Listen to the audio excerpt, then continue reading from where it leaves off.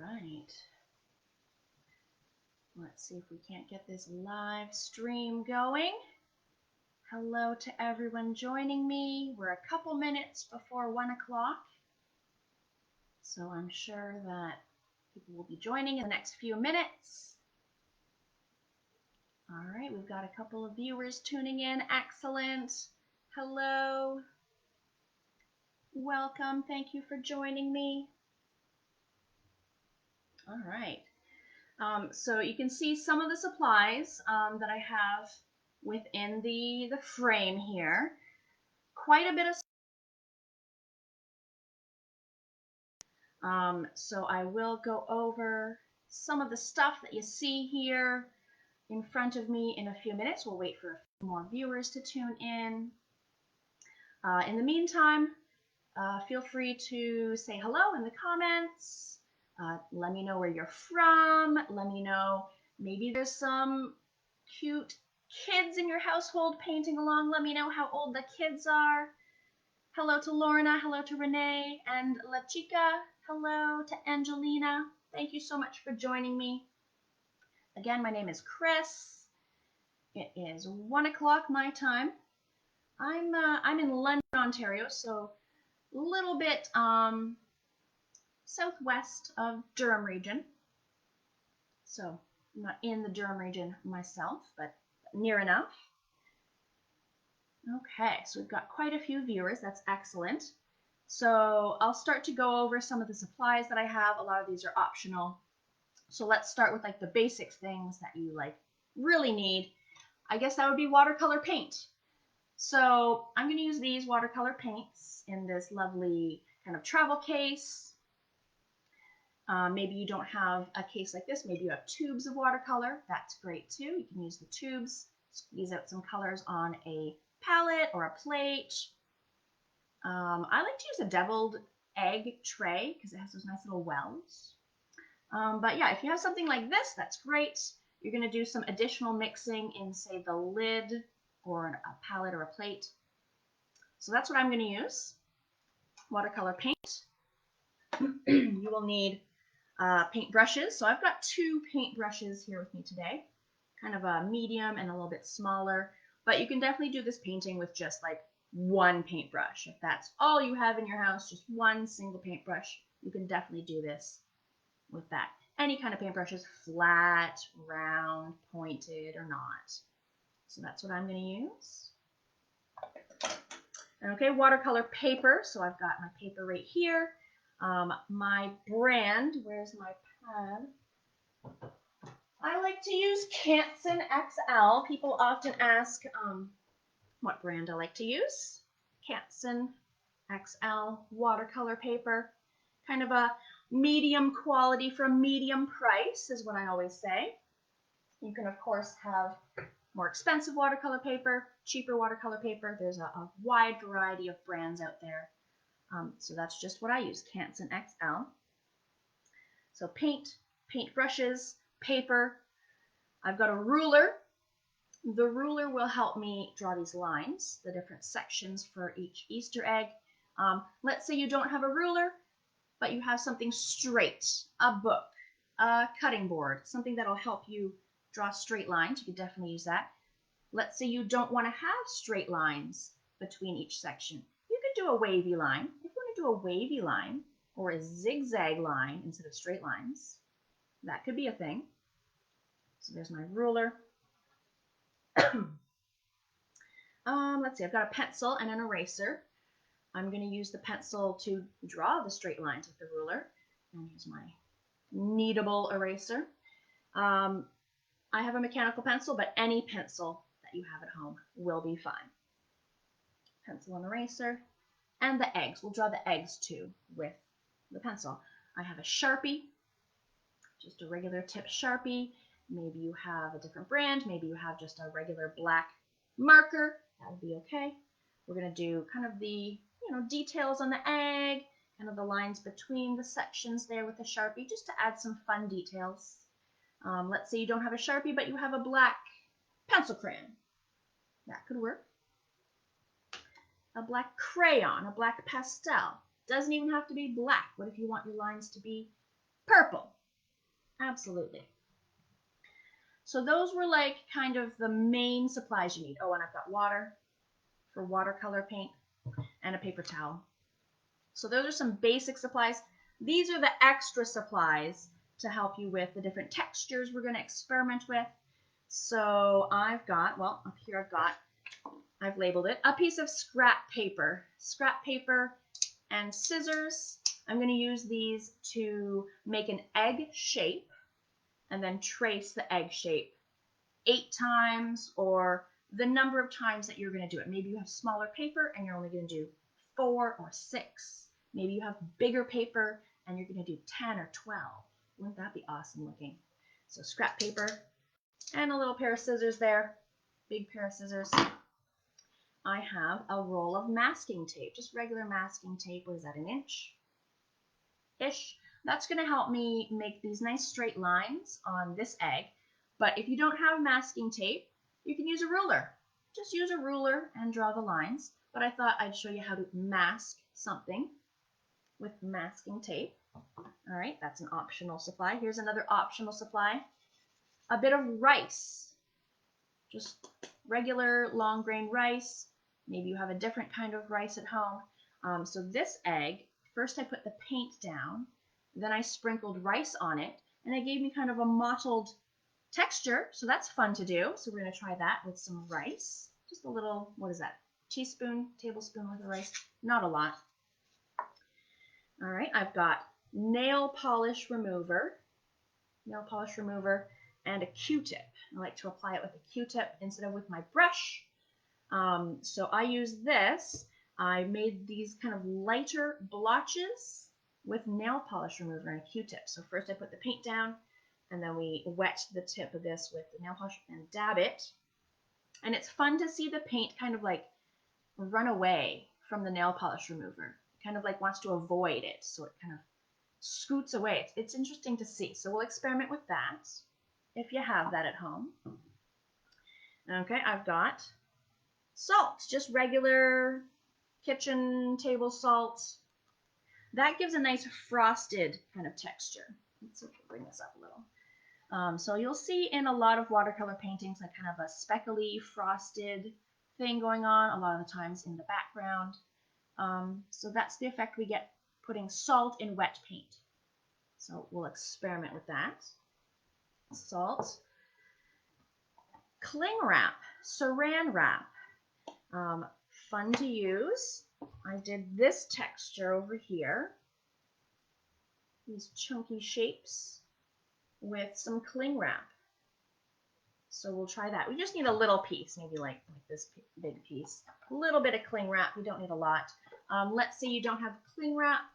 Maybe, I don't think it would really work with, say, a Ziploc bag. I think that plastic's too thick and it wouldn't rumple up. But maybe if you had like a bread bag is kind of thinner plastic, and you could maybe rumple that up a little bit. Maybe.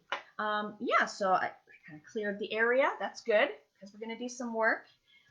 Again, lots of those supplies were optional. Let's say you don't have a certain supply, like nail polish remover.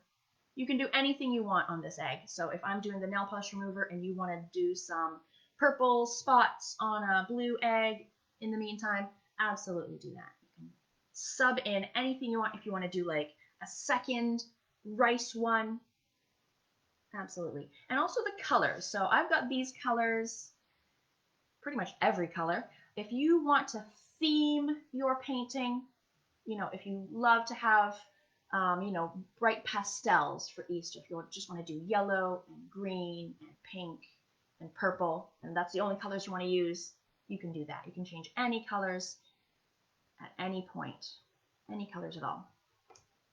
Okay, so my piece of paper is kind of on the big-ish side. It's 11 by 15. So I'm going to have enough room to do 8 big eggs. But your paper might be smaller than mine, so you might want to consider doing like 6 big eggs, or maybe you want to do 8 smaller eggs. However you want to divide your paper, is fine. I'm going to get my ruler, my pencil and eraser. So yeah, think about how many sections you want to do, how many eggs you want to do, and even if you want to do straight lines. I said earlier you can do, if you want to do wavy lines or zigzag lines in between each section, you can do that with your pencil and just go for it. I'm gonna do straight lines. So I'm gonna do half. And these lines can be a little darker than if we were doing a normal watercolor painting, because if we're doing like a real nice, not that this isn't nice, a nice watercolor painting without, like, say, Sharpie afterwards, then we could do our lines very lightly. But in this case, we can do them kind of dark because the Sharpie's going to go on top, so we won't really see the pencil lines. So I've divided mine in half, and then, divide it into whatever number of sections you're going to do. So I'm going to do 8, so I need 4 and 4.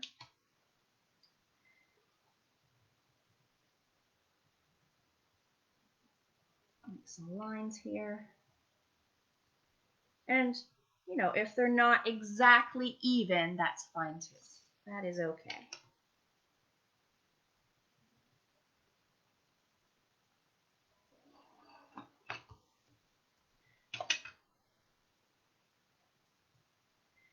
Okay, 3.5 and a quarter.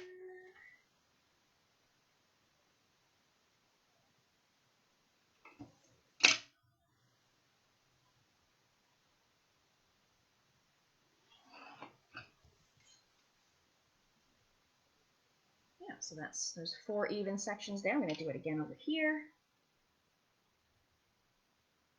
Everyone's pieces of papers are different sizes. You're going to have different measurements on your individual rectangles or even squares. They could be squares, don't have to be rectangles.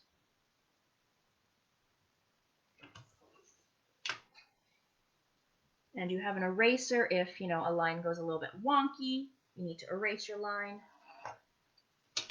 Okay, so I've got 8 sections there, fairly even. My line goes a little wonky in the middle, that's okay. But you could definitely split this up into more. Let's say you wanted to do like a whole bunch of little ones. You could split that and do like a whole series of little cute ones and try different color combinations, try different techniques. You could add, salt on a bunch of them and then rice on a bunch of them, some kind of pattern. So that's what mine looks like. I'll give you another minute if you're still tracing lines on your paper. But that's all we're going to use the ruler for, so the ruler can be set aside. And I'm going to get my scrap paper and my scissors for the next bit for the eggs. I'm just looking at some of the comments. Hello, lots of people. Arizona, Milton, Maryland, St. Thomas, California, New Brunswick, all over. We've got kids, we've got adults. Missouri, Dubai. Oh, hello from Dubai. Awesome. San Diego. Hello in Belgium, Lithuania. That's wonderful. Just getting caught up on my comments here. Yeah, if you don't have the certain supplies that you want right now, you can definitely watch, follow along with the ones that you do have, and then you could do other ones later on, right? Hello in Las Vegas. Hello in Texas and Nova Scotia. That's awesome. Again in Belgium, in Delaware. Wow. I love hearing how far this has spread, how far it reaches, because I would have never, ever been able to meet you guys, teach you guys, had the pandemic not happened, because I was just teaching locally, right? All right, so I hope you have some sections in pencil. We're going to make our egg shape. So here's my scrap of paper and a scissor. Yeah, so my scrap paper is pretty close to the size. I'm going to fold mine in half. I like to have a symmetrical egg folded in half. And you can use any scrap paper. Use an old coupon. Use an old envelope laying around. A flyer that's lying around. Okay. Yeah, so an egg shape. Egg shapes, you know, they're more little chonkier at the bottom, a little more pointed near the top. I would start your egg shape bigger than you think you need, and then you could shave it down. You can always make it smaller. Let's say you make it too small, just grab another scrap of paper and cut a new egg shape. So just do your kind of a little pointed at the top, a little rounded at the bottom, open it up, look at it, put it on your little square or your little rectangle. Is it too big? Is it too small? You know, too wide? Mine's a little wide. I want a little more room around the outside, so I'm just going to shave this down a little. But my shape looked pretty good. A little bit pointed on the top and a little bit chunkier along the bottom. Okay, let's see this. That looks pretty good egg shape wise. I think I almost, yeah, I kind of nailed it. Almost the exact same shape I used before. I might want to fix the little top a little tiny bit. Minor adjustments, but doesn't have to be perfect. Let's see here. I think that's a good looking egg shape. A little exaggerated maybe. Something like that. That fits within the section. That I think looks like a good egg. Get rid of this junk paper out of the way. And then simply take your pencil. You're going to trace your egg however number of sections you have. And then just for fun, I made this last egg kind of like on an angle and bonking the side a little bit, and then he's got a little crack. You don't have to do that. If you want all of your eggs all lined up neatly, you can definitely do that. I just thought, what if the last egg is bonked over a little bit as a little funny little thing. So try to get them sort of in the center, but that doesn't really affect how it looks in the end. If it's a little off, it's fine. And again, we can draw the pencil lines a little darker than other watercolor paintings because we are going to put Sharpie over top. Otherwise, I would say draw your pencil lines very, very lightly, as I do in my other tutorials.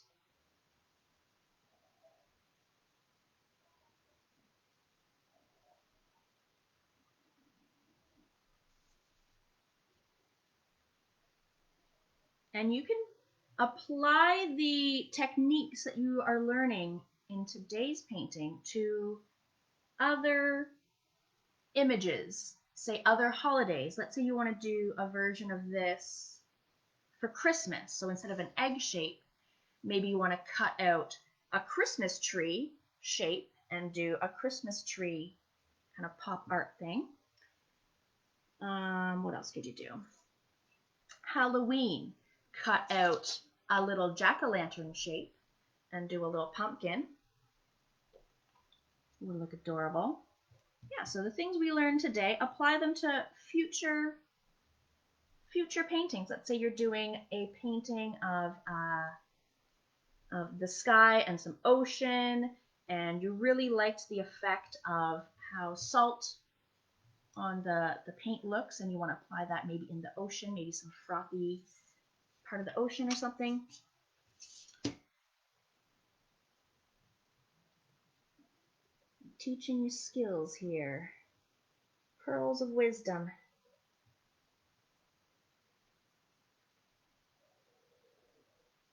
Oh, well, missed a bit. Oops. Yeah, and my eggs aren't traced perfectly. I've got like a little bit of a wibbly wobbly there. That's all right. It's all getting, covered up with lots of Sharpie and lots of colors, so I am not worried. I am far from worried.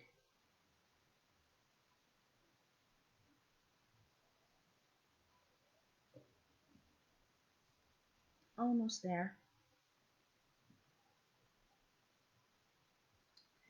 And, oh, you know what? It would be really cute. What if you did egg, egg, egg, egg, egg, egg, egg, and then the last panel is half an egg with a chick coming out of it. Wouldn't that be adorable? Just a thought. You can change up this painting to however you envision it. I'm going to do my last egg kind of on a funny angle, bonking the side. Kind of like that. I think that's funny.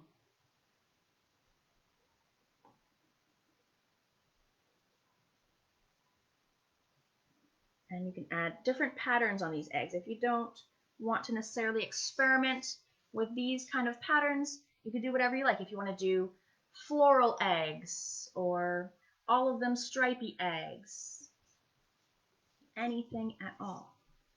All right, there's my 8 eggs.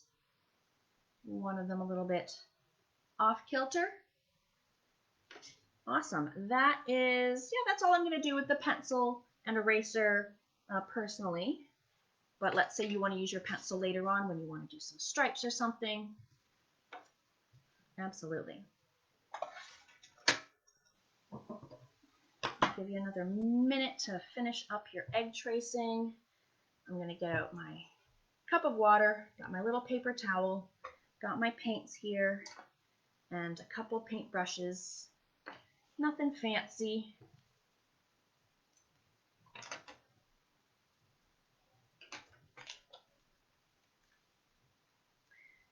So I'm right-handed. So I'll probably work left to right and then top to bottom. So I'll go across and like this. Let's say you're left-handed. You could definitely do this, you know, right to left, like this. That just makes more sense so you don't get like your hand in something wet. So think about the order in which you want to paint things when you're doing a painting. Most people who are right-handed should start at the top right and move down. All right. So if you are like me and you have like a set like this, let's say, and you're looking at the colors and they seem very, very dark. They always seem much darker in the little pans, in the little cakes than they do on paper.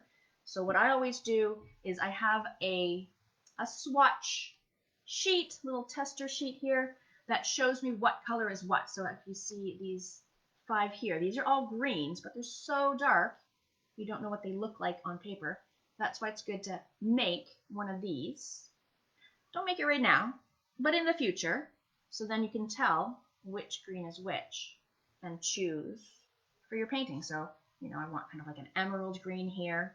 I know that my emerald is that one. Just an idea. And you could do that with tube watercolors too, because, you know, the label on the tube doesn't necessarily look exactly like how it is dry on paper. So you would, you know, do little tests on a piece of paper, maybe scrap paper, label them so you know in future what your colors look like. I'm going to use this medium brush. Let's start. This one's pretty easy to start with, this egg here. What I've done, I'm going to fill the whole egg shape with just a layer of water, just plain old water. And then when I have that layer on there, then I get some yellow and I just drop in some wet yellow paint. Drip it, drip it, drop it, and then blue. And then sometimes they spread out, sometimes they'll blend together. Depending on the brand you have, the colors you're using, you'll get different effects. Okay, so literally, there's only water on my brush. I'm going to fill in this egg with water. It's okay if, like, your pencil touches the water a little bit. The water touches the pencil, that's okay. And just like a nice thin layer, not like a big drippy puddle. Okay, so there's a layer of water. You can see it kind of glistening a little bit. It's hard to see. It's clear. Yeah, so you can kind of see the glistening of my water. Okay, and then I'm going to grab, and you don't have to do yellow and blue, any colors, 2 colors, 3 colors, whatever you want to do. I do like the yellow, so I am going to do some yellow first. But any colors you want to sub in, pink and green, or so here's some yellow in my brush, and I just kind of, you know, stab at it. I don't know what the word. Just like dab, dribble, drop, little blotches.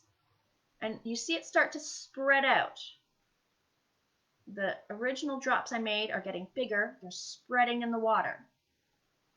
So let it do what it wants to do. Don't try to control it. Okay, there's some yellow. Maybe I want to do, I'm going to go for the lovely green. Yellow and green are nice. Some green. Do the same thing. Just dribble, drop some in like the empty spaces. And they can definitely touch each other. They can definitely overlap. And you see them starting to spread out. Different brands will react differently. So yours might spread like faster and wider than mine. That's kind of cute. And it's okay if there's some white spaces too. This one had some white spaces left behind. I kind of like that.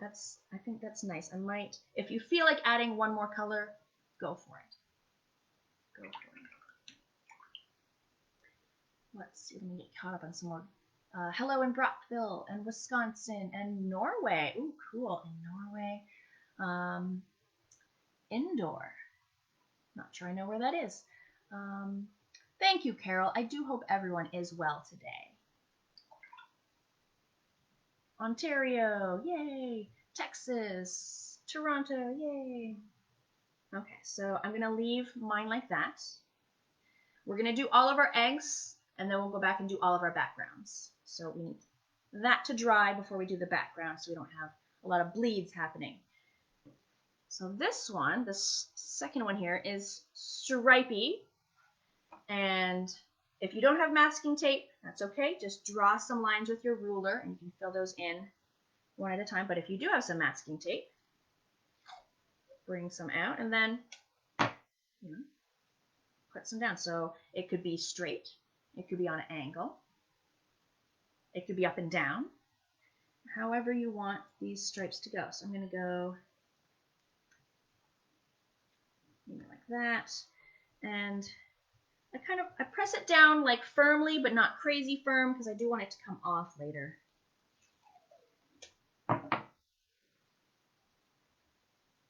Maybe like that.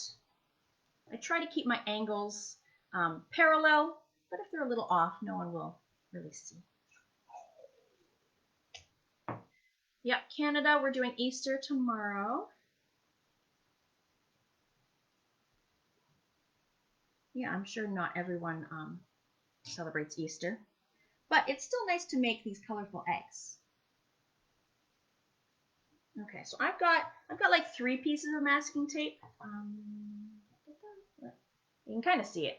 I should have used my green tape so you could see it better.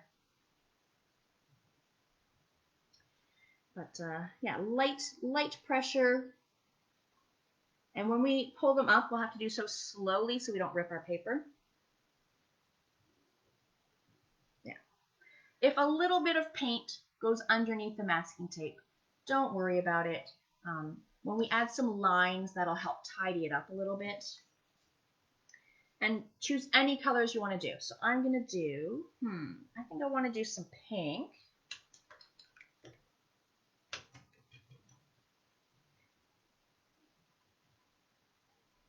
So I'm trying to not shove paint under the tape.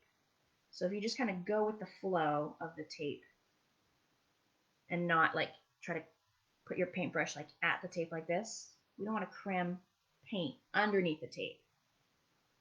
There's a pink stripe. You could do, pink, blue, whatever. You could do pink, and then this one's yellow, and then this one's orange. Whatever you feel like doing. I'm going to do, I do like purple. Purple's lovely. Get some purple.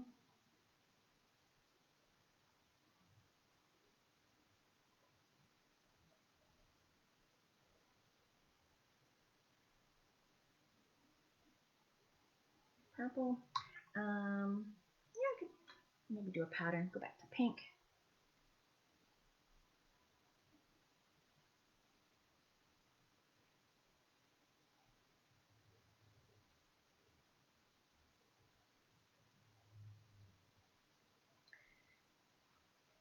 any colors, any order.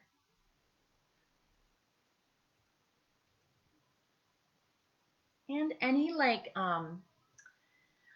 darkness, transparency level that you want to do. Yours could be a more thick, opaque transparency than me. Maybe you don't know what I mean by transparency. Where's my little reference? Here we go. This is what I mean when I say transparency.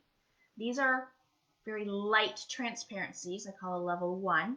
These are very dark transparencies. I call level 5. And then you have all of your mediums.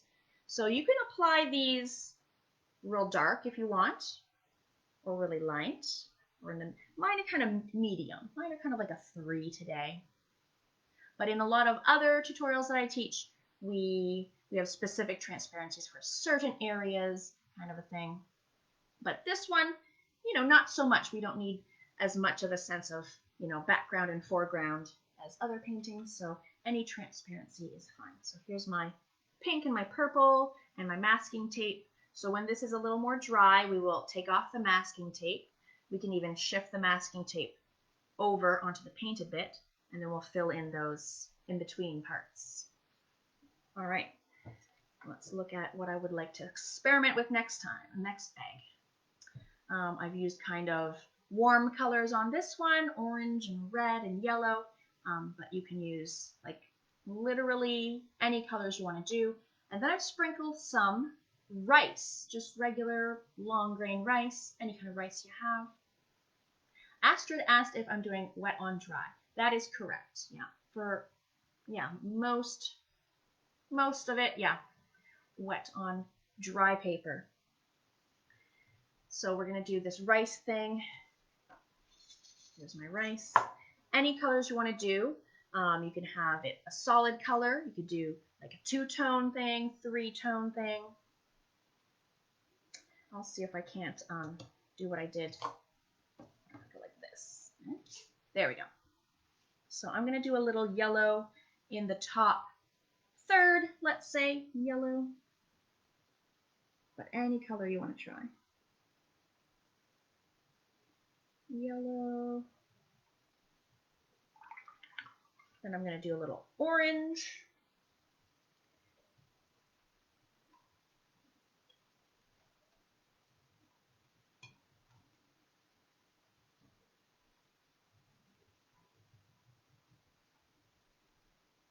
There's some orange.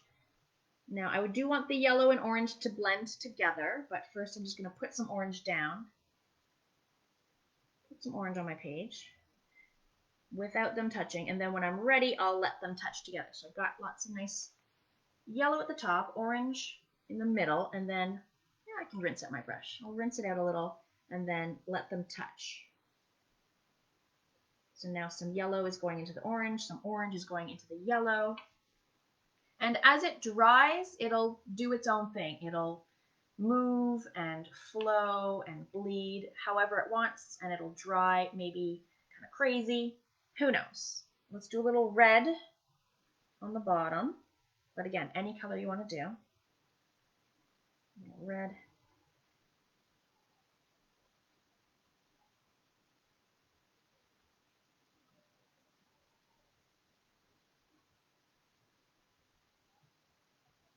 Let them blend together.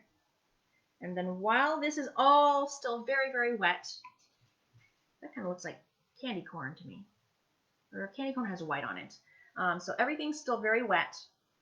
I might even have a little bit more water. Orange is starting to dry.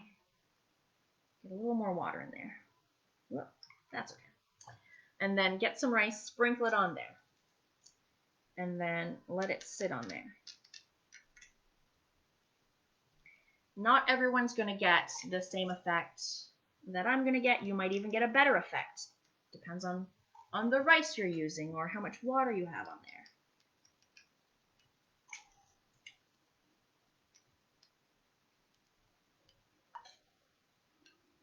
And it doesn't have to cover like the whole thing. It could be just like in little bits and pieces here and there.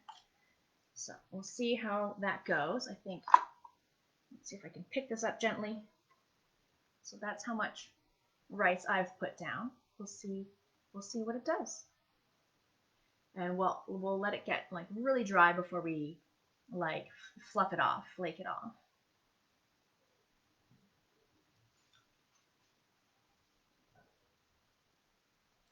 All right.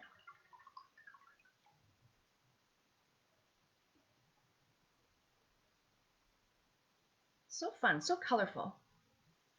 Nice, relaxing, you know, low stress painting, I think. No pressure here. All right, I've got a green egg. This one reminds me of like a dinosaur egg. So I've got some lovely kind of a lemon lime green and then kind of like a emerald green.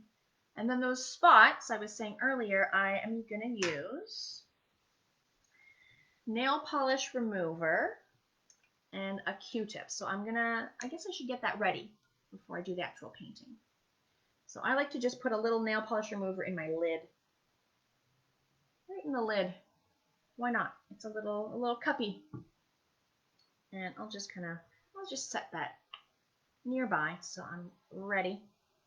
And then think about what colors you want to do. So I'll do, maybe I'll do some blues just to mix it up so I don't have two identical paintings. I like to do things a little different the second time around. I'll do some blues, but you choose the colors for this egg. I have so many blues here. Let's go with, that's why I like to reference my little, I've got what, 7 kinds of blues here. Let's see, I'm gonna go sky blue. That sounds lovely. Any colors you want to do, even just one solid color.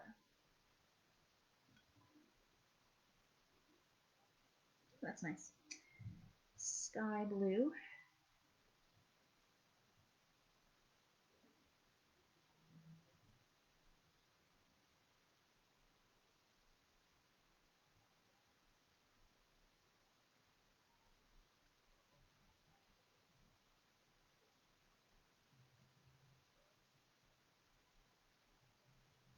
And then maybe I'll do a little bit of a darker blue near the bottom. Let's see here. I've got, oh, Prussian blue is nice and dark. Which one's that? Prussian, nice and dark. Any other color you want to do. If you want to do like green on the bottom.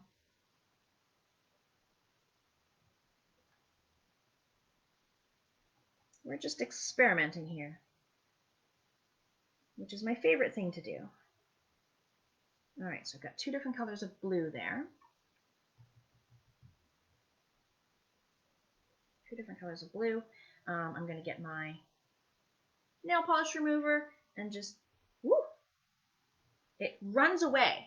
Like, see how it like is kind of spreading away from where I've dabbed. And you could do as many of these little dots as you want.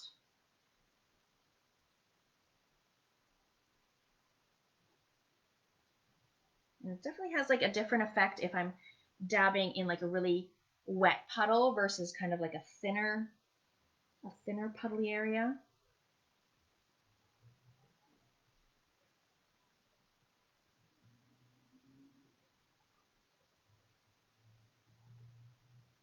And you can, yeah, as many little speckly bits as you want.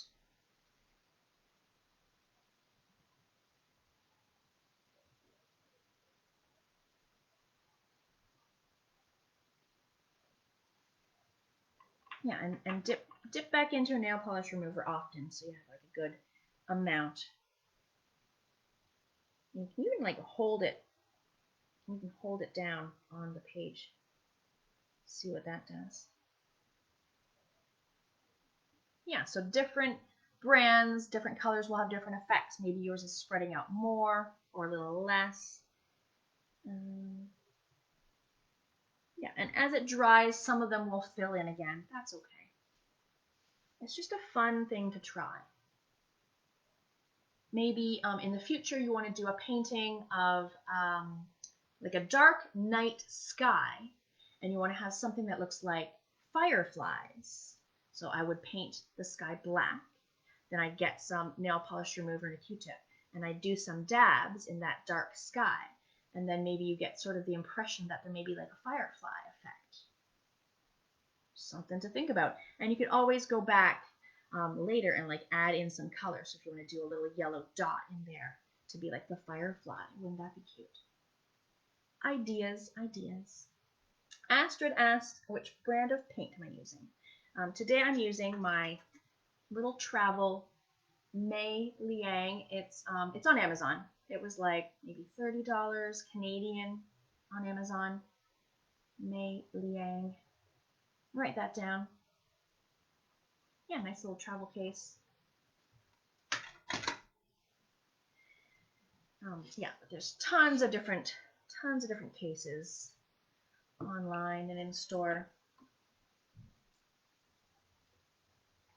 Okay, we're gonna move down to my second row.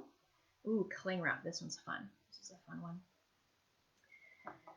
I'm gonna get my cling wrap. You just need a little piece. Let's see. Yeah, so a little bit bigger than your egg, so you can kind of like crumple it a little bit. So I've only got this little bit of cling wrap. Saran wrap. And then I've got like multiple colors going on here. So I've got some, I think, Prussian blue. I've got some emerald green.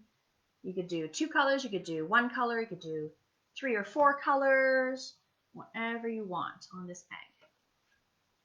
Now this one might get a little messy and we might get a little bit of paint outside of the egg, but that's fine. When we do the background, we'll just choose a dark background color to cover up any mess that we make like around, because the cling wrap, you know, kind of has a life of its own and mind of its own, and maybe get some paint outside of the egg shape.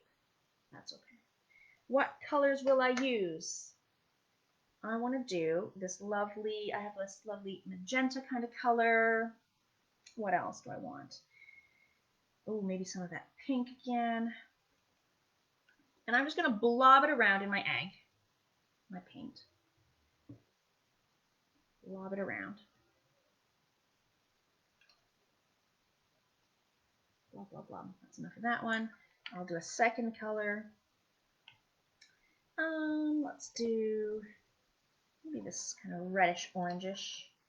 Again, any colors, guys. Any colors you want to do.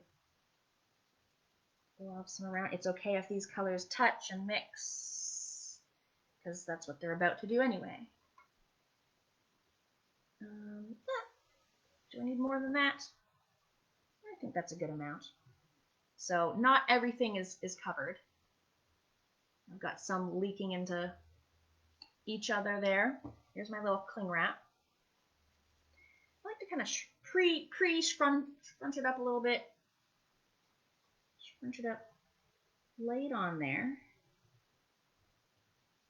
Things will start mushing and spreading and doing whatever it wants to do. So just kind of, I just gently pat it down.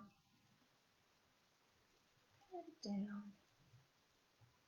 Yeah, so there's little creases, little folds, little something. Some of my paint is going outside of my pencil line, and I'm not, yeah, it's going a little bit out over here. No worries, we'll just cover that up. Yeah, it's kind of crumpled. And everyone's is going to turn out different. This is going to look completely different than the first one I did.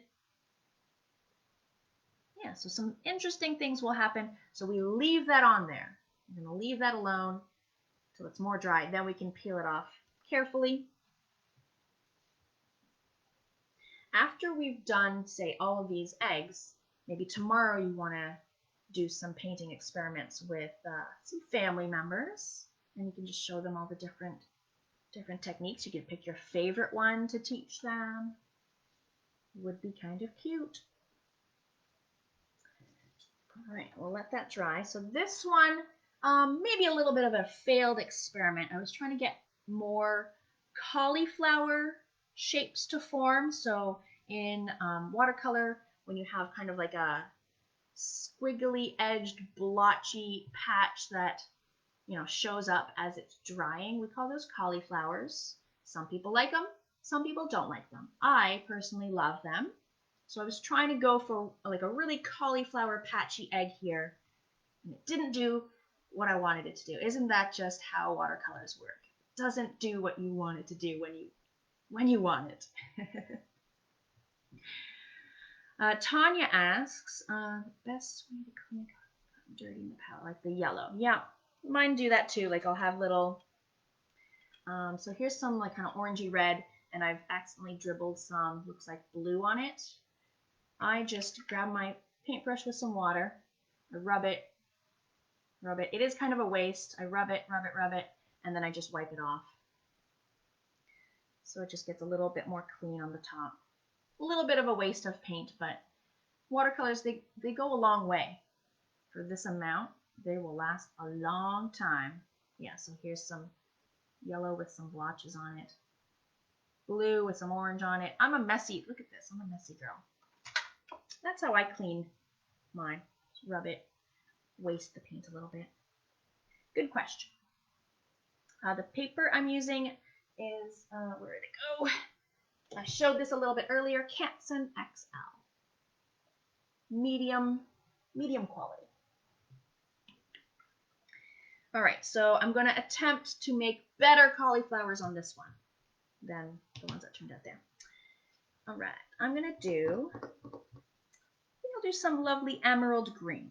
I haven't used any emerald green yet today, but yeah, here it is. Emerald. Yeah, I'll probably paint, let's see, kind of around the edge. And then maybe I'll do a lighter color in the middle. Let's see how that turns out. Lovely green.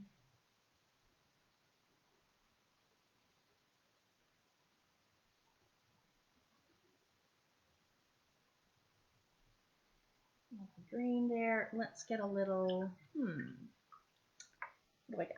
Turkey blue. Doesn't that sound interesting? Let's get some of that. Oh yeah. It's bright blue. Let's get some of that in there.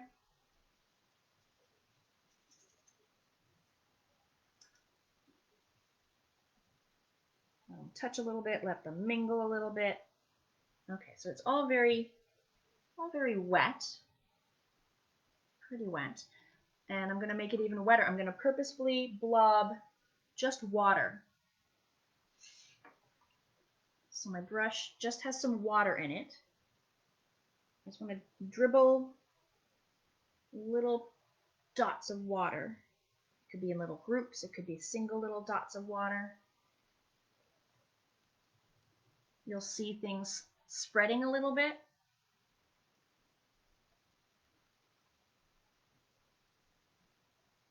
Anywhere at all. So that's what it looks like wet. As it dries, I'm hoping interesting shapes start to happen. So my result will be completely different than your result at home. It'll be different than this one. So we'll just have to wait and see what that does. It doesn't look like much right now. We'll just have to wait and see. Here's a good one coming up. Salt.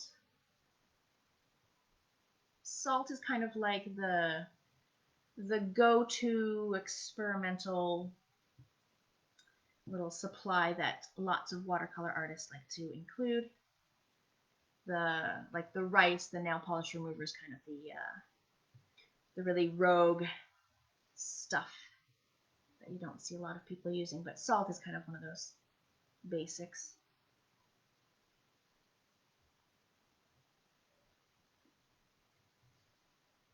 Okay, any colors. I've done some different blues in here. I've got, looks like a Prussian blue, looks like a, sky blue, little patch there. Any colors anywhere. If you want to do half and half this way, 3 patches of color. I'm gonna do, let's see, a lovely, what do I need? Get some lovely lime green. Nice bright yellowy green.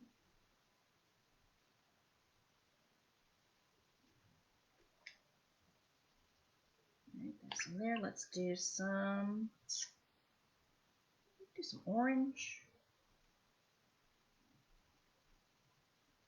And you can definitely let these touch and blend and mingle.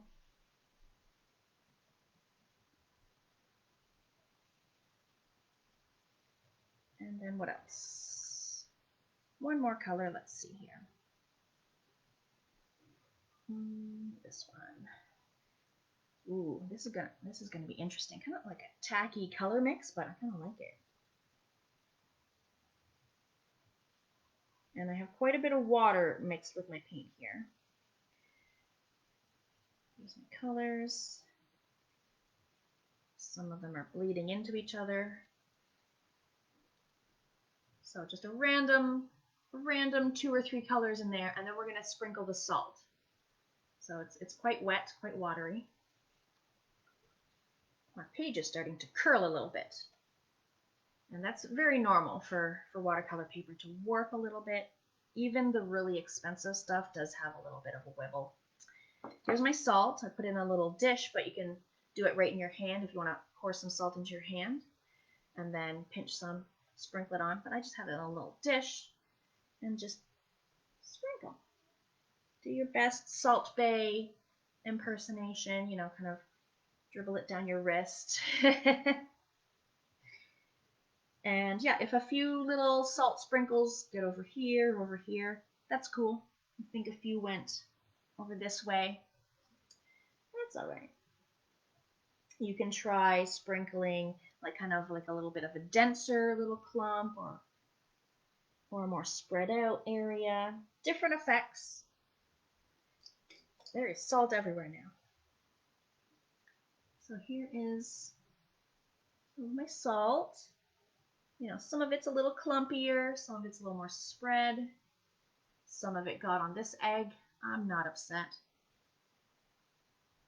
So we'll have to see how that dries. You'll start to see little frosted shapes forming. It's interesting to watch, but it is a slow process.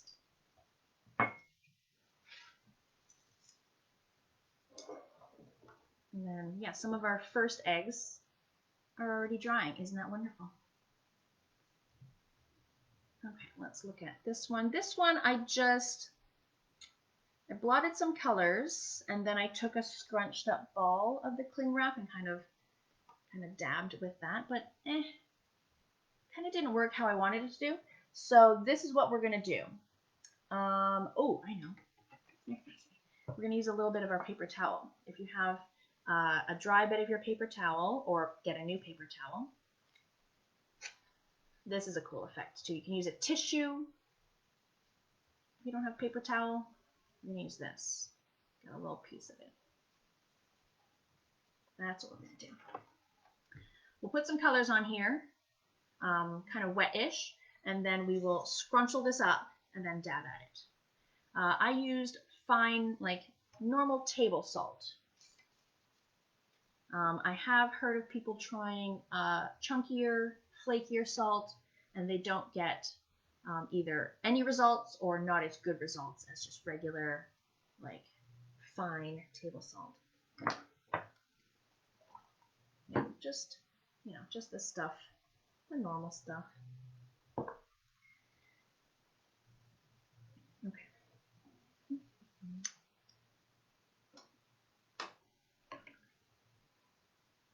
Any colors again, anything you want at all. Think about what colors you've already used. Maybe you don't have any green yet. Maybe you don't have any blue yet.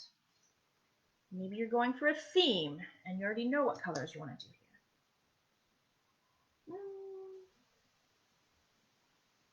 I'm going to do some more purple. I think I need more purple. Let's do this one.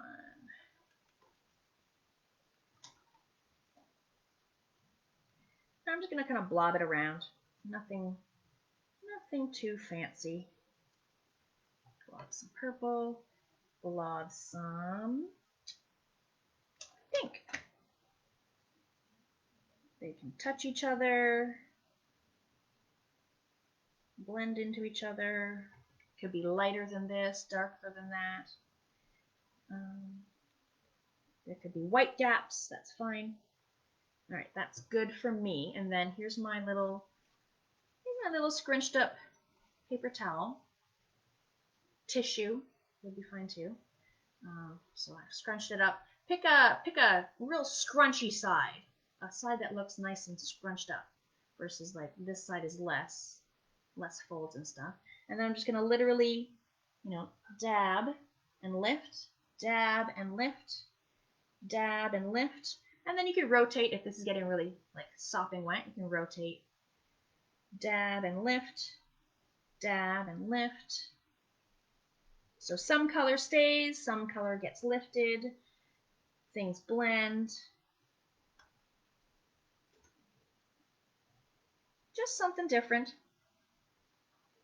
And if you want to fill in some white gaps, you can do that too. Get some white gaps. Get it.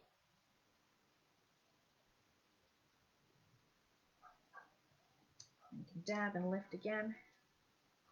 But I don't mind the white gaps actually. It adds just another bit of texture.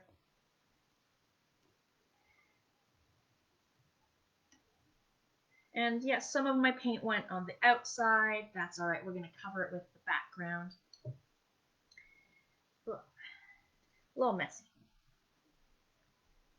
So it's blotchy. Some of it's light, some of it's dark.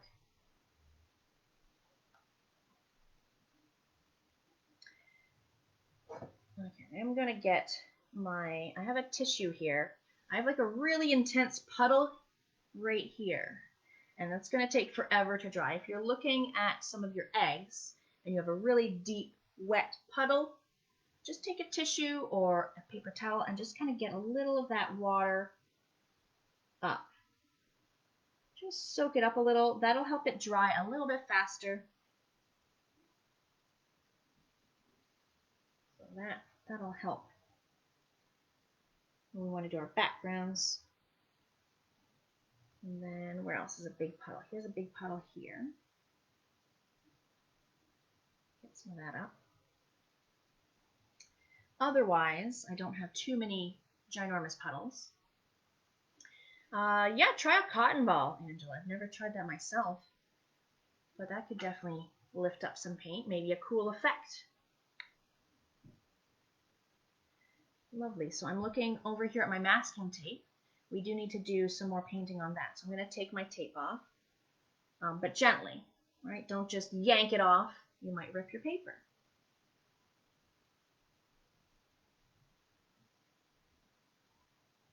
That's pretty good. And then you have options here for painting these stripes in between. You could put your tape you just took off, you can put it on top of the paint that's dry, cover that up, and that'll help mask that, so you can do that. Or you can just wing it and just fill it in without having tape. There we go. So we can put that on this one. It might be a little bit, not the same size, but that's okay. Mine's pretty close. It'll add a white stripe to my egg too. That could look cool.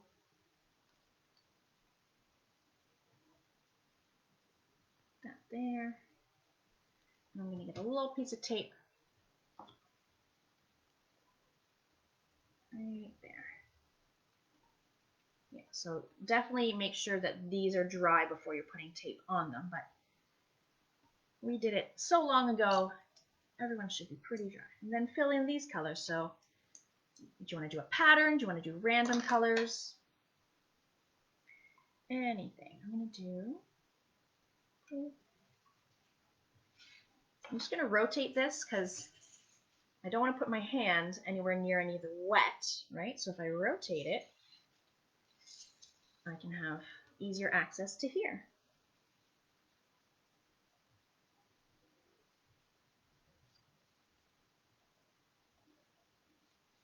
Any colors, any transparency level, nice and dark or nice and light.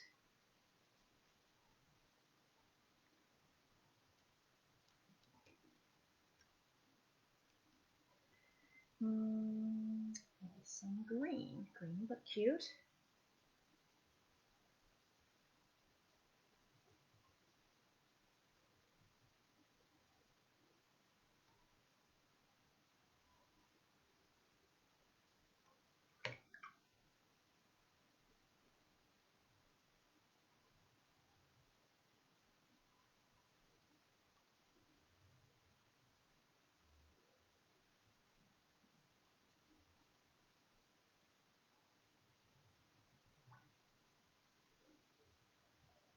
So that'll be dry fairly quickly. But in the meantime, we can start filling in some of our backgrounds. So let's have a little look here. I've just chosen different colors. No two are the same, for me at least, but you can definitely have like a pattern if you want to do a pattern. You could choose complementary colors to, like, say, the egg that you did. So if you have a green egg and you want to do red as the complementary, you can. Anything at all. So if you have a blue egg and you want to do a light blue to kind of go with that, like an orange and then light orange, purple then light purple, that could be a thing. Any way you want to choose your colors as your backgrounds. Ooh, the salt thing.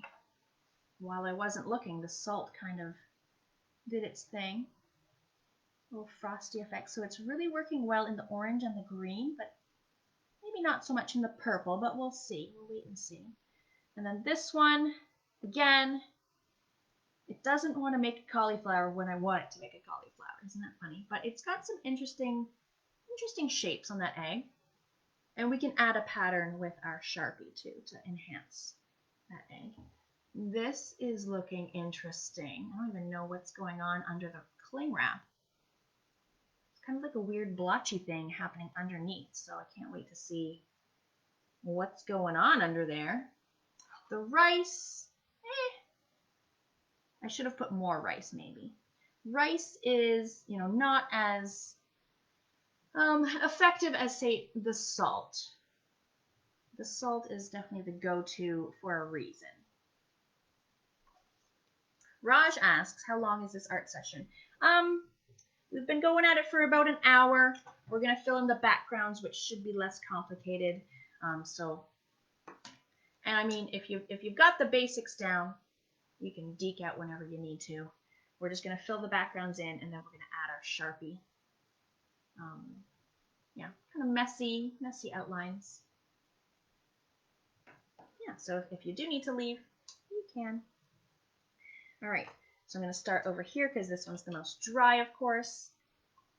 Any color you want, any transparency level, light, dark, could be two-tone, any colors. I am gonna turn my painting around so I can reach it better. Pastel colors, a pattern of like every other one.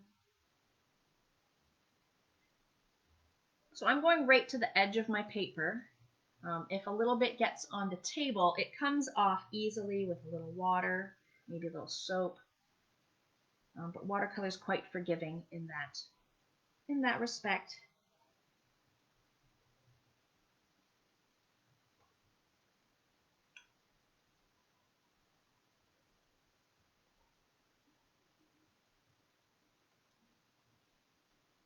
And it's okay if a little of your background color goes on your egg a little bit.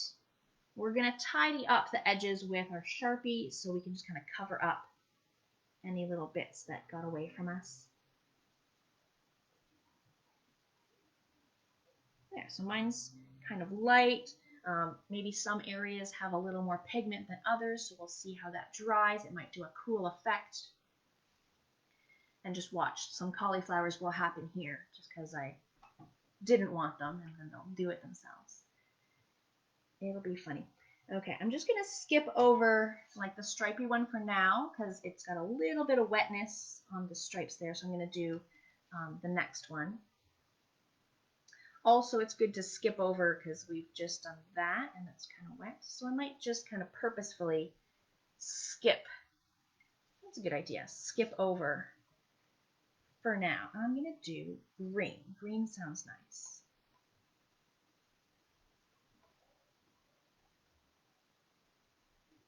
Get out of here, you tape.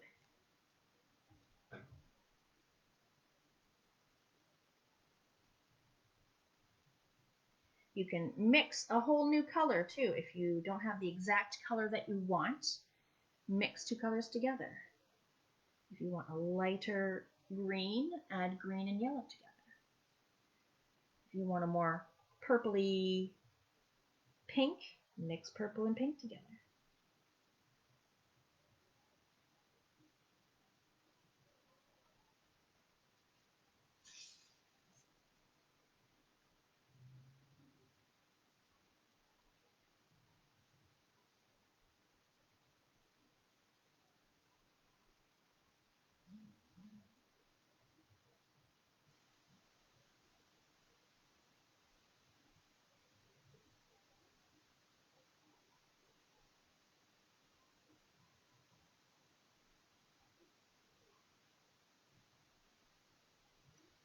Lovely green background.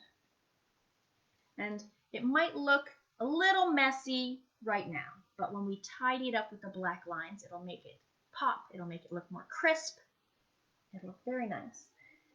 So looking at the second row, so I've painted this one, and they're very wet. I don't necessarily want to paint right here, because I don't want the two colors to bleed. So I could paint this one, this background, because then it won't be touching either of those. That's a good idea. So we're just going to do like every other.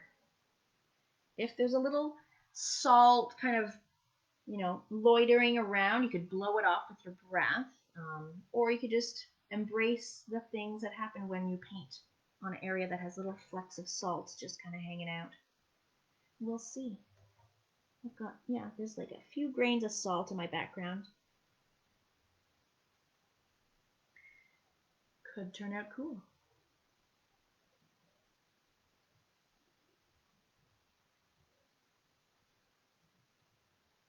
There we go.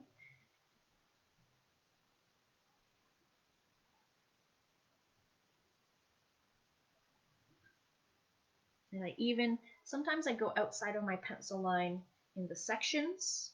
A little bit of that section got a little pink on it. No worries. The Sharpie will tidy that up.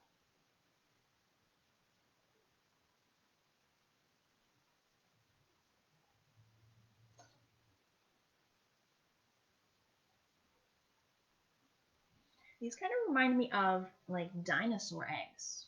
They don't necessarily have to be Easter eggs. What if in the future you want to make, say, a party invitation for a dinosaur themed party, and you can make some dinosaur eggs with like different textures on them, salt or something, as the image on your invitation card. Or maybe that's an activity you could do at the dinosaur themed party. Paint some dinosaur eggs.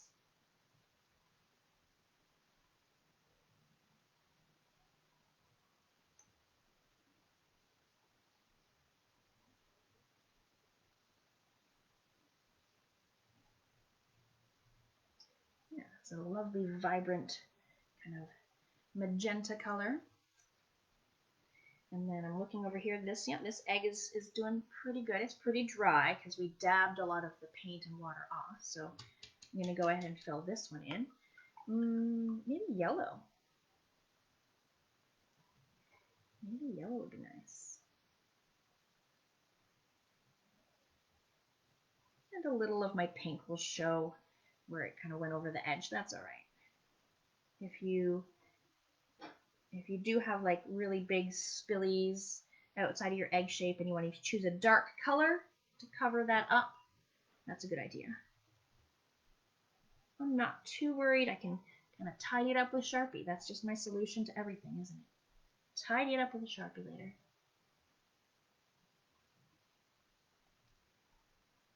A little purple, a little yellow blending together. That's okay.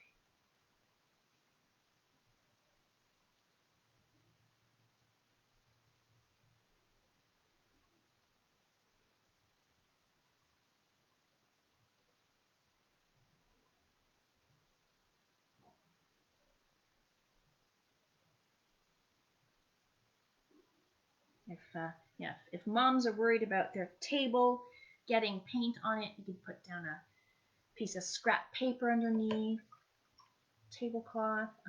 But yeah, I sometimes get a little paint on the table. I just wipe that with a wet cloth. Comes right off.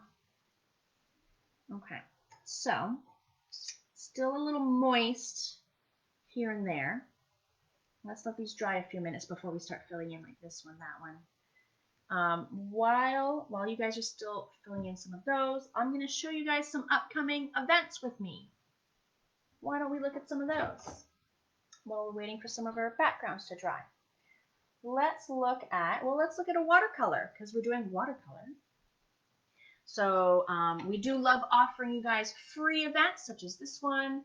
Lots of free events on Facebook and on YouTube. YouTube Live, we offer free events. But you know, we are a company that needs to make some money.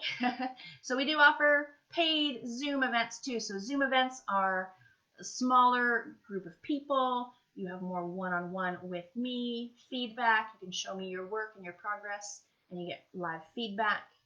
And it's just like a nice little intimate setting. And so here is an example of one of the upcoming Zoom paid events with me, a Jeep, a watercolor Jeep. It's called Road Trip. And so tickets are available on our website, which is artistpaletterham.com. So that one's coming up, let's see, Saturday, April 17th,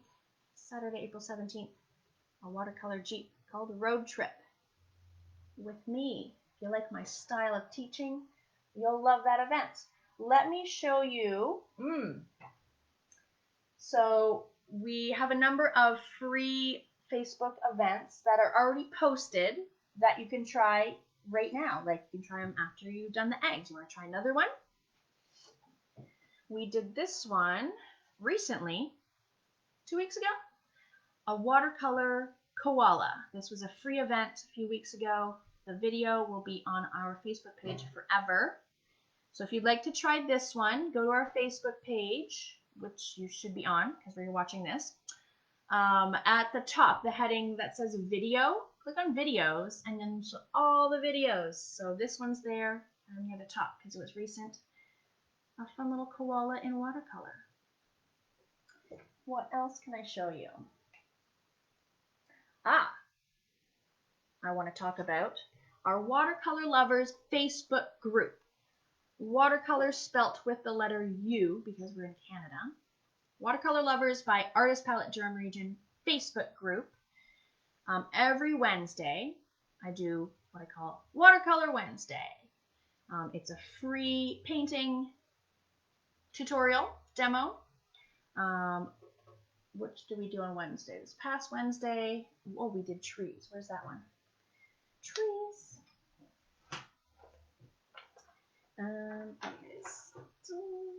So that's a free tutorial posted right now. You can try that out in our Watercolor Lovers Facebook group. We'd love to have you. It's a great, small, little watercolor community. There's lots of watercolor groups online on Facebook that are 10,000 people, 50,000 people. This one's a nice small one of mostly Artist Palette Durham customers. This one's also in that group, so if you'd like to see how I made this, I call it April Showers. That one's also in the group, already posted, that you can follow along with. Lots of fun splashes and drips. That's kind of my style. What else is in the group? Oh, here's a few weeks ago I showed how to make floral bookmarks. Floral watercolor bookmarks. If you'd like to learn how to make those, join our Watercolor Lovers Facebook group. The link to the group is in the description of this video. The description of the video, the very last thing I say is join our watercolor group. Learn how to make these. Okay, I will hold off on showing you more stuff. I have loads more stuff to show you of upcoming stuff. We'll do that near the end of the video. Let's do some more of these backgrounds. I'm going to pull my tape. Let's see how we did. Yeah, so there's a little bit of bleed under the tape, but that's okay. And I have little bits of white showing there if you want to kind of fill it in with some pink or leave it. I kind of like it. Here's some more where my tape kind of covered a little more of my egg than I wanted it to, but I kind of like the white stripes are kind of cute. A little bleed there. That's all right. So now we can fill in the rest of our backgrounds. What color? I'm going to try to do like different colors for each background, but if you want to repeat some colors, that's fine.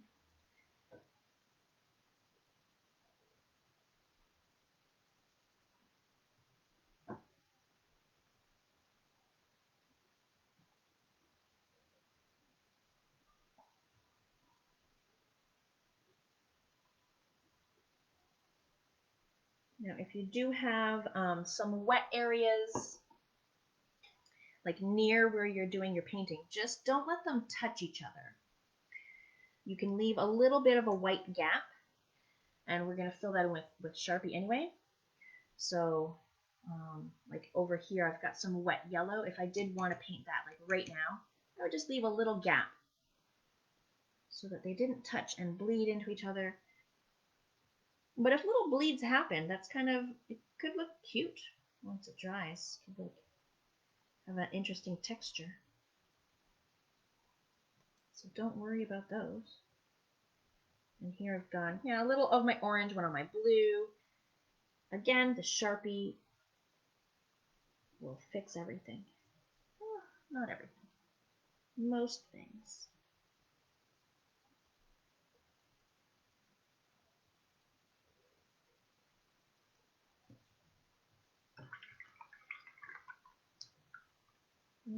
Let's do this lovely.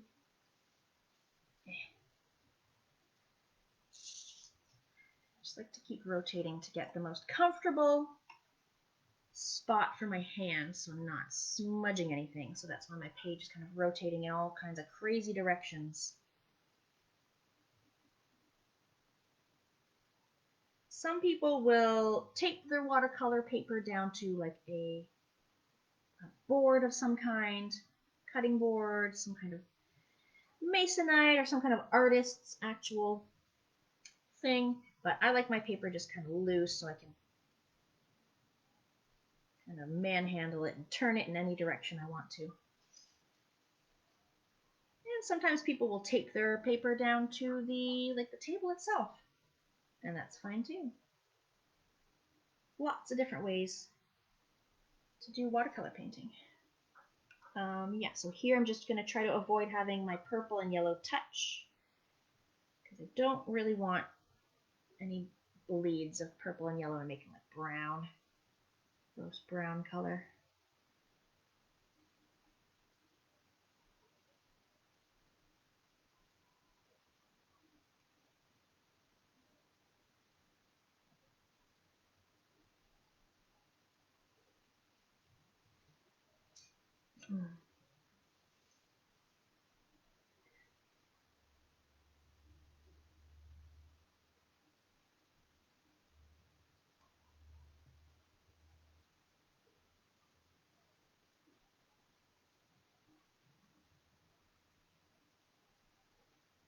Purple.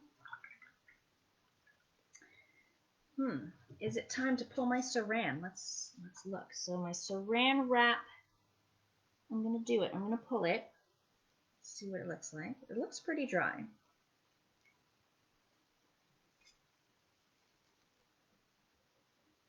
Put that somewhere you won't get like stained on something. Okay, so my Saran wrap. Interesting blotchy shapes. Some little speckles happened, and I don't even know how those little speckles happened. Cool. I think it looks pretty cool. The white gaps I'm okay with too. Gives it another color on it, another texture. Yeah. I don't know what's going on there. Some like speckly texture happened on its own. As a surprise, I like it. All right, another color. Let's go with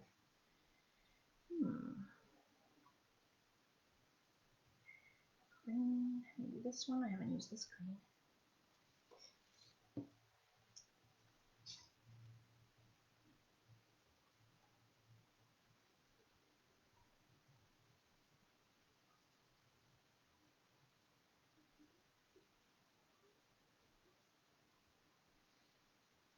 These eggs, you could also, after you're done painting all these, you could cut them into 8 individual little mini paintings.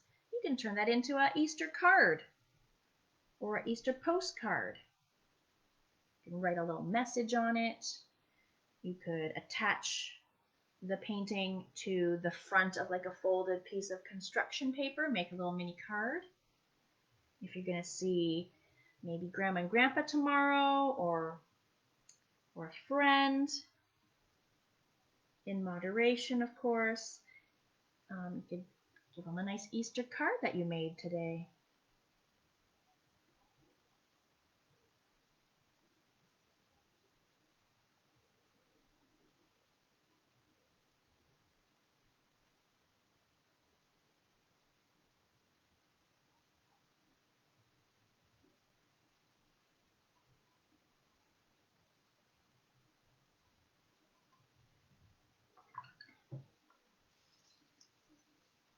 Let's say you lifted your saran wrap and there's like a lot more white gaps than I have. You can definitely fill some of those in with some paint. Shaking the whole table. Yeah, if you like wanted to fill in some little bits just to fill that color in a bit, you could definitely do that. Ooh, I've got one more. A lovely, let's say, blue. Sure.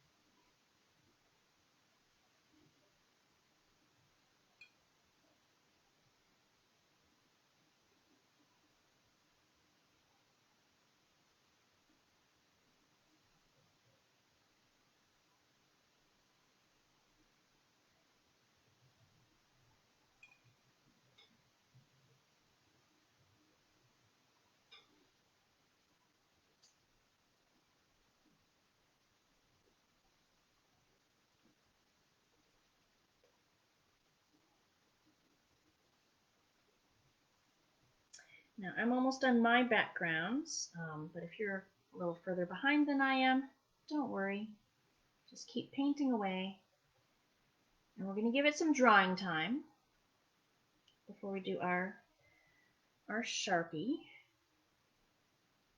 There, that looks pretty good. I've got all kinds of colors, a wide variety. And it's not exactly like my original one, which is to be expected. Yours at home will look different than either of mine. And just because it doesn't look like mine doesn't mean it's wrong. No, no. We love seeing all the differences that come out of your own personalities, your own interpretations of the instructions. Vonda, yes, this video will be available forever. So I think I've written that in the description. It'll always be on our Facebook page forever. So let's let that dry a little bit. I see a little puddle. If you have really insane puddles like this puddle here, just get your little tissue, little paper towel, gently blot. That'll help it dry. Here's another crazy puddle. Dab, dab, dab. Little dabs. That'll just help it dry. Okay, we'll let that dry. Let me show you a few more things of upcoming events. Let's see here.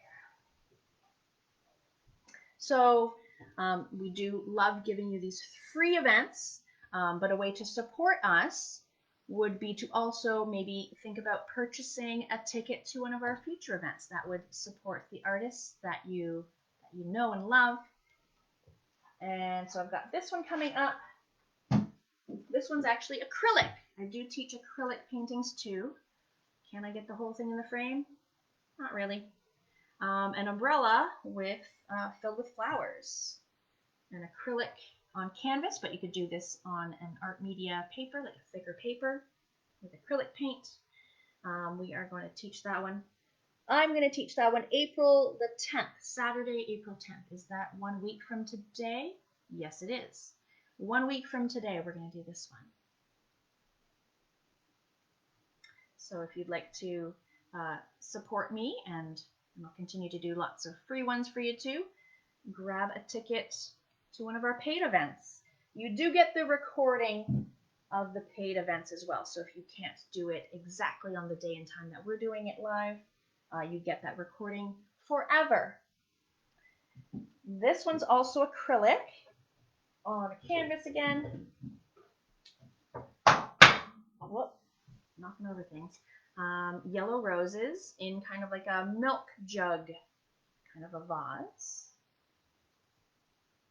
There we go, a little more realism. This one is May the 1st. We're already booking into May 1st, acrylic. If you'd like to join me for that, tickets on the website, artistpaletteDurham.com.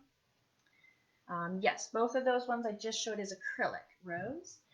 And let me show you some other watercolors that we've already done, but you can support me by purchasing a recording of these watercolors if you like kind of my style of teaching, my painting style. This one, we did this one last weekend, so the recording is still available. Recordings are $10.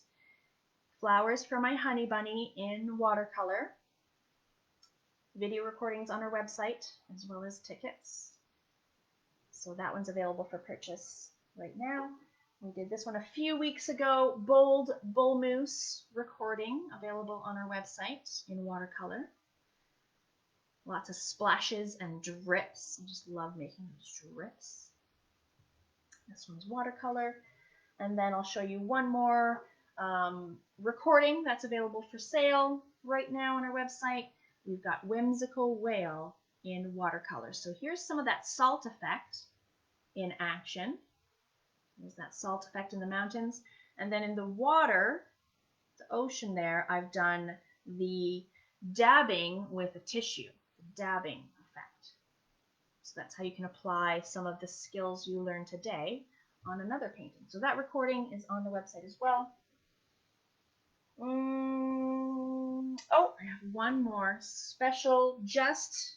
I just made this. We just released this one. Ugh, brand new. I think you'll like it. Postmodern Llama. It's an acrylic. Isn't he cute? He's got that paintbrush, all the drips and splashes. He's got a little beret on. So this one is an acrylic. It'll be on Zoom with me I want to say May 8th. If May 8th is a Saturday, then I think that's the date we're going to do this one. Lots of fun. Lots of fun. Postmodern Llama. Drew and Lisa asks, which one of the eggs that you painted is your favorite? Ooh, good question. Let's have a little look.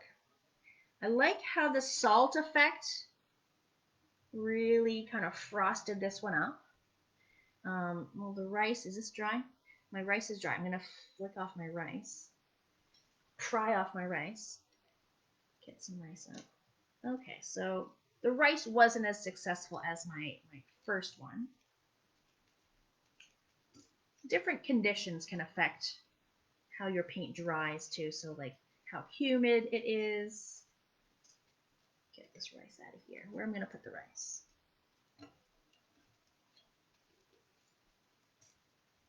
Okay, well, we'll just dump it right here.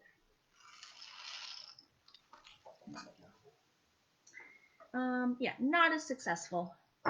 So that one's not my favorite. I think I'm going to go with this one being my favorite, the little salt effect one.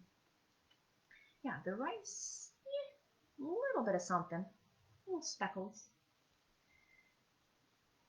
We're almost dry. This one, yep. Oh, yeah. This one, couple damp ones kind of here, but this is looking pretty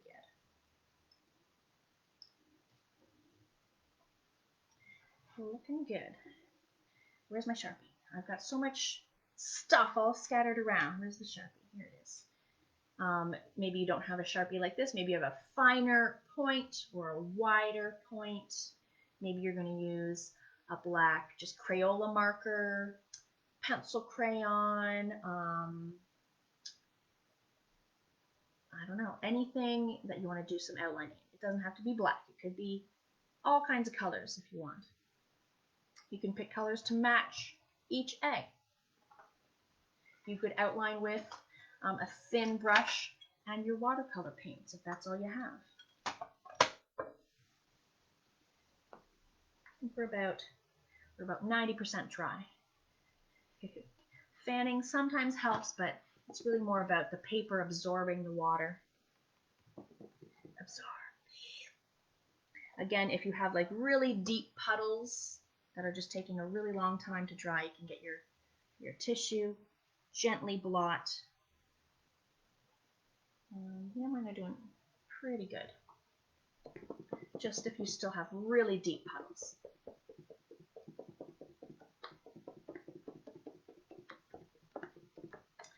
Lynn asks what to do with strings from the paintbrush. Oh, like have some of your little paintbrush bristles like ended up in your painting. I let it dry and then I just kind of pick it, flake it off. Angie asked about the salt. My salt, a lot of my salt is kind of dissolved. There are some little salts left, which I'm going to, yeah, if it's dry, if this is 100% dry, also make sure kind of around is dry, because if you're, say, wiping off some salt and you like smudge some of the blue, smudge it up in like this, you don't want that. So this is still a little wet. Mine's still, this is the last one that I did, so it's still pretty wet. But if you guys are confident that this is dry enough that you can kind of flick it off, wipe it off. But you'll find that a lot of your salt kind of dissolves into the paint too. It's still very wet over there. Be careful. I might shake it off. Yeah, I'll shake it off into here again.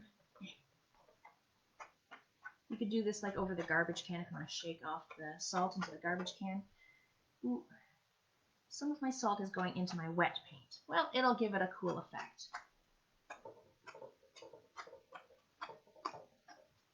Okay, well, there's still a few, and I'll do that in a bit.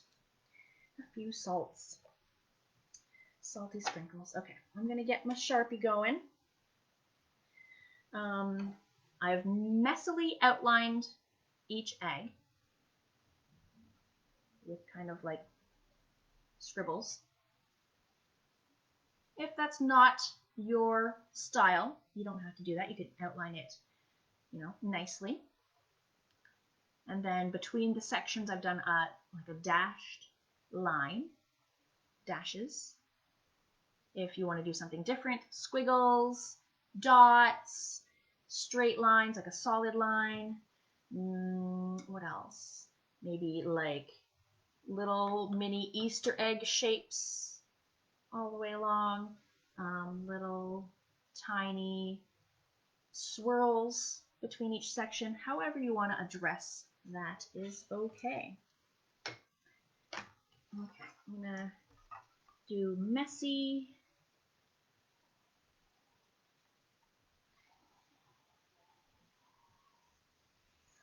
Messy scribbles around. But any kind of way you want to do it. Thick, thin, straight, curvy, wiggly. You can even, if you want to kind of have like a sense that the egg is sitting on a surface, you can have like a little bit of extra scribbles underneath the egg as like shadow, only if you want. So maybe the egg is on a surface of something, a table, the ground, little extra scribbles, optional. Optional. Yeah, so go ahead, you can go and do all the outlines and then come back and do little details on each. Whatever order you want to do it. Ooh, watch out for wet patches. Just ran right through a wet patch.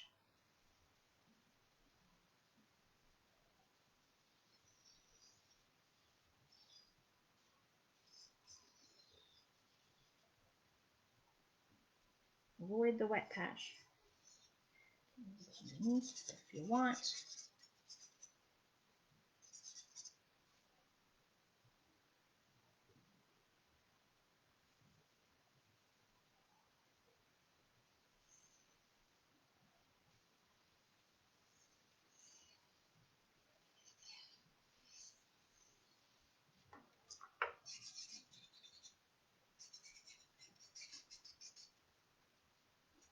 I can't wait to see some of the results of your paintings today. The Watercolor Lover Facebook group is a great place to share your finished paintings. We're very supportive of each other, very encouraging. And you can share any paintings that you make, like on your own too. It doesn't have to be specifically watercolor paintings that you've done with one of our tutorials. It could be just some watercolor stuff that you're practicing at home on your own.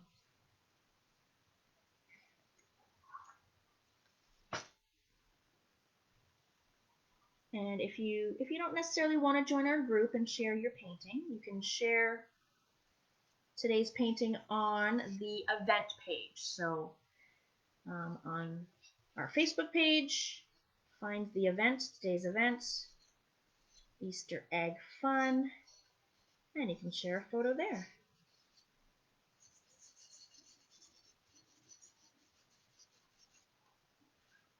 I love seeing smiling kids holding up their art, and it's just so adorable, so precious to see the kids with their art looking so proud.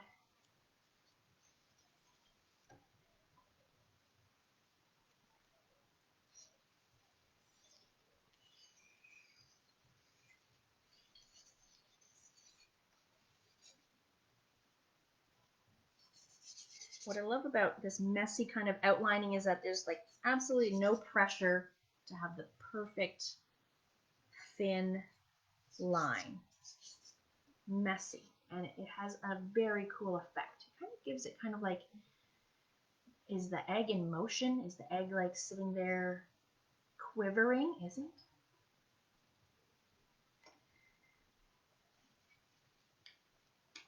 Maybe it's about to hatch and it's like just shaking. About to poke his little beak through the egg.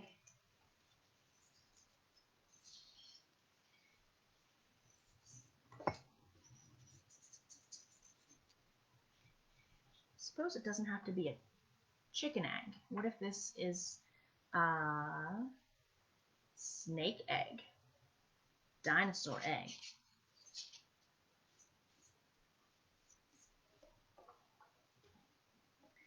Stacy asks, what am I going to have for Easter dinner? Good question. I'm going to the mother-in-law's, and I actually don't know what she's cooking because I was originally going to work on Easter, but then we had a lockdown, so I'm not working on Easter. I usually work every Easter for the past 13 years. So this will be nice to have Easter dinner on Easter. We would usually like do it like the day before or whatnot. So lockdown has some advantages. Yeah, so what day is it? Yeah, I was laid off yesterday. Oh well. Oh well. Alright, so I've got all of my eggs kind of outlined. Let's look at some of the kind of funky patterns I did. So I've got like squiggles, I've got circles, I've got triangles, here's like a spiral, here's just kind of curvy stripes. Oh, and let's not forget our poor little guy that bonked the side. He's got a big crack in him. Let's do that. That's fun. So yeah, somewhere along this side, he starts to form his little crack. Maybe the crack goes all the way across for yours. Maybe it just goes part way across. Here's my crack. And still messy. Messy lines.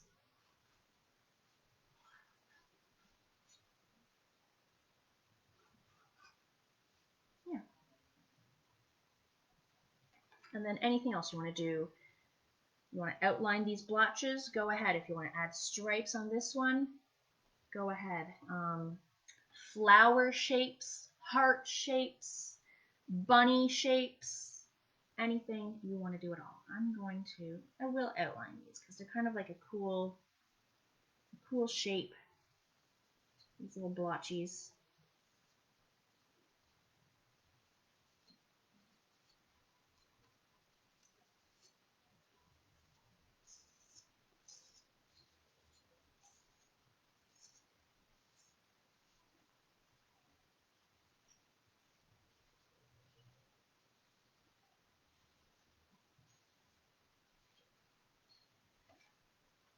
Now it looks kind of like a dinosaur egg.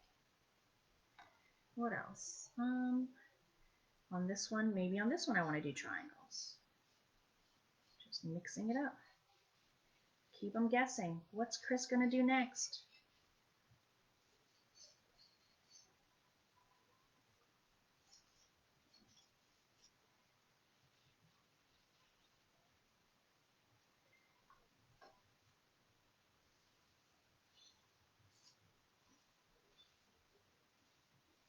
Yeah, so any of these little stripes, and you've got some white showing, you could get a little Sharpie in there, fill that in. Any little bleeds get covered up with Sharpie.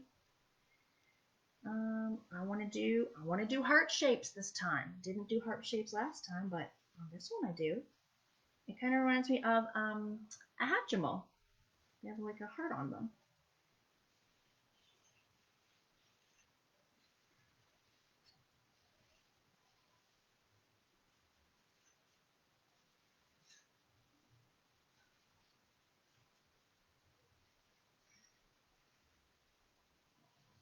Is anyone excited for the Easter Bunny coming tomorrow?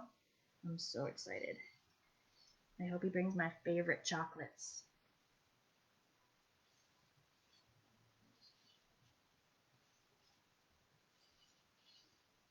Sometimes the Easter Bunny, he'll do like sometimes an indoor Easter egg hunt, but I really like the outdoor Easter egg hunts when the weather is nice. Going outside first thing in the morning. So fun. All right, what pattern do I want to do over here? Anything at all. Maybe stripes. If you're doing stripes and you curve your stripes a little bit, it gives the impression that the egg is round instead of a flat egg. If you just round it a little bit, it gives it sort of the bulgy egg round shape.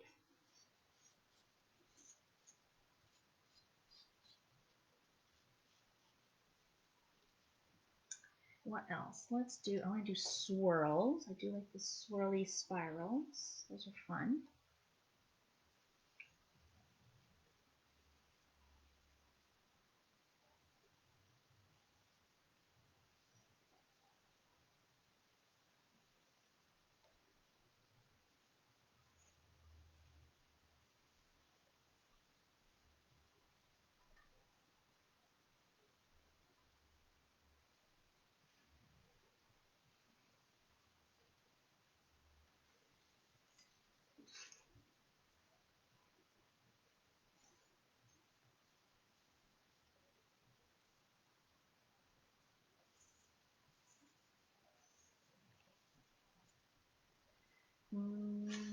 What else? What else? Maybe, zigzag or wavy lines. How's my salt? A little bit of salt on here. Whoop. Sending it flying. Yeah, things should be pretty dry by now. Lots of time has passed. Zigzags.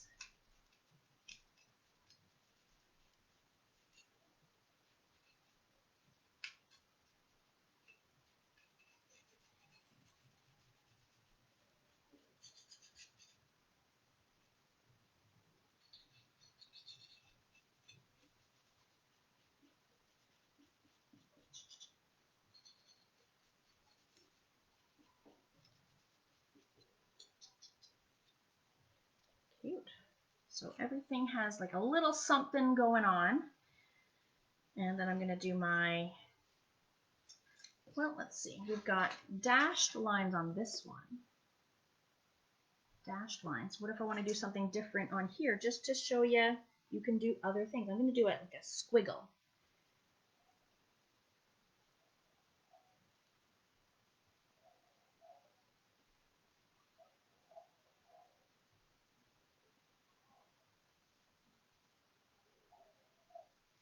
Yeah, so I have a squiggly line between the sections versus the dashed line, and you could pick if you like one of those things or a completely different option.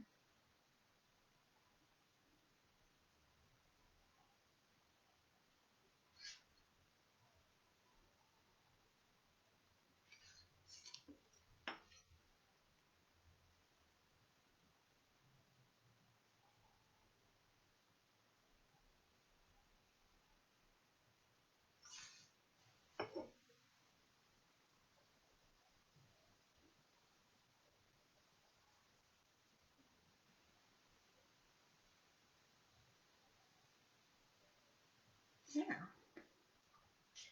And I'm going to sign mine in Sharpie, but you can sign yours in paint if you prefer. I usually just do the old initials. You can put the year. You could put like Easter 2021. Put your whole name. There we go. So we've got two different versions. Can I fit them both in the same frame? Not well, but yeah, there they are. Kind of cute.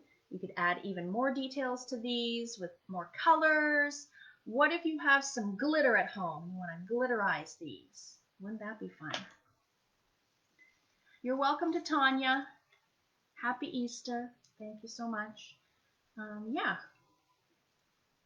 I like the hearts. The hearts are cute. You know, the blotches didn't turn out how I thought they would, but the hearts kind of jazz it up and look cute. All kinds of fun stuff happening. Yeah, think about doing a version of this for a different holiday. Halloween, little pumpkins. Christmas, like a tree or presents, or a Christmas ball, you know those balls on the trees. What else? What else? Valentine's Day, just do different hearts with different patterns on them, different colors, different materials. So much fun you could have with the skills that we learned and experiment with today. Lots and lots of fun. I'll remind you of our Watercolor Lovers Facebook group.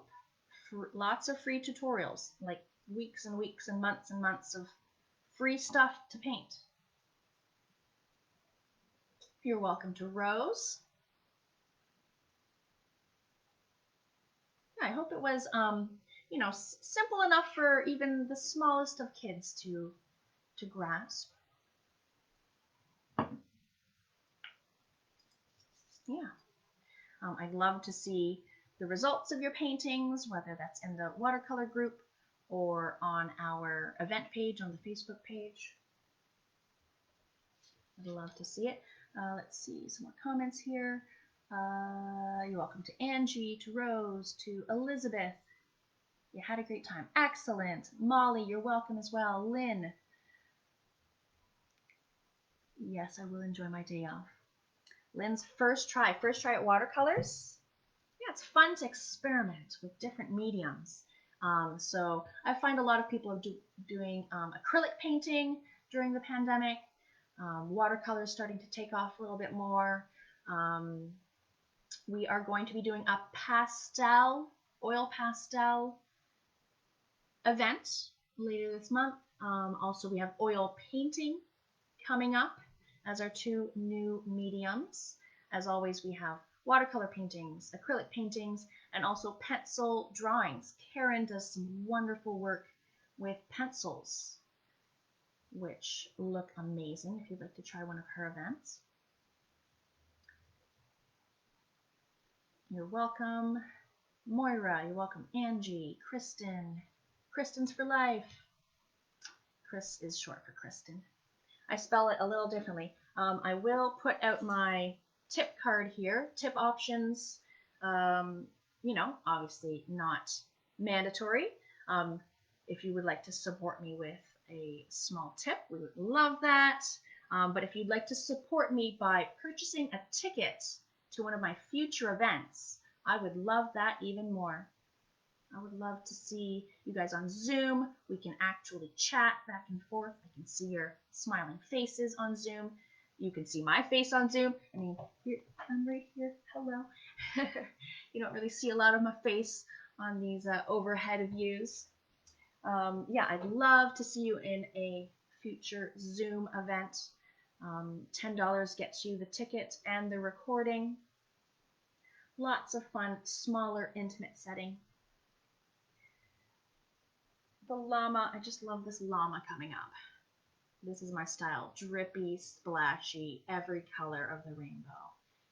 It's definitely my style. Love to see you join me for that. Lots of other events coming up. All right, well, I think we did good. We did it in under 2 hours.